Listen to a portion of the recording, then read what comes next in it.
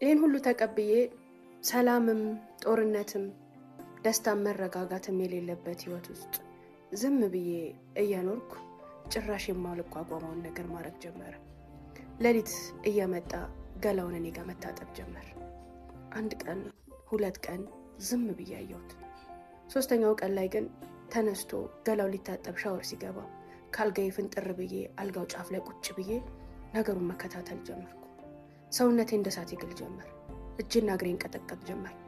መቋቋም አልቻልኩም። ልቤ በጣም አዘነ። ውስጤ በጣም ተቆጣ። ልክ ከሻወር ወጥቶ ሳየው ራሴን ስቼ ወደቅኩኝ። ጫናውን መቋቋም አልቻልኩም።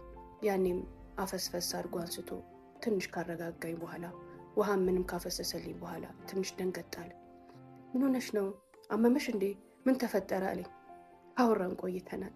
የሚገርምሽ ጸብም የለም ንግግርም የለም ፍቅርም የለም።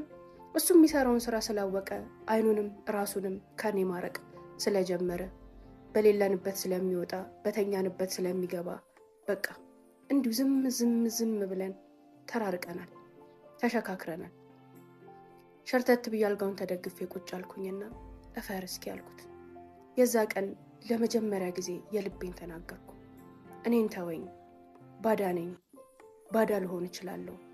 ቢያንስ አፋቸውን ባፈ ተጠርግላቸው የነበሩ አታምናቸው የነበሩ እንደዛ ተወዳቸውን የነበሩ ልጆችን በዚህ ደረጃ መርሳት፣ በዚህ ደረጃ መጥላት የጤንነት አይመስለኝም።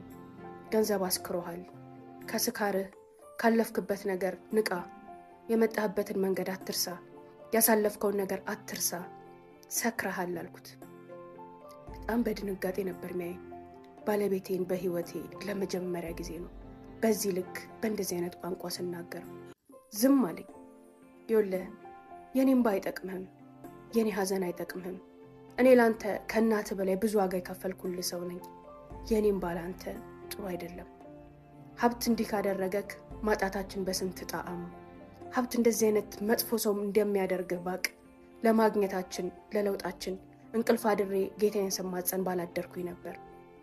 ዛሬ እያስለቀስከን ነው። እኔንም ልጆችህንም እያስለቀስክ ነው። የሆነ እንቅልፍ ወስዶ ከሆነ ንቃ። የሆነ ስካር ውስጥም ገብተህ ከሆነ ተረጋጋና ራስህን ተመልከት አልኩት። ምን እያልሽ ነው?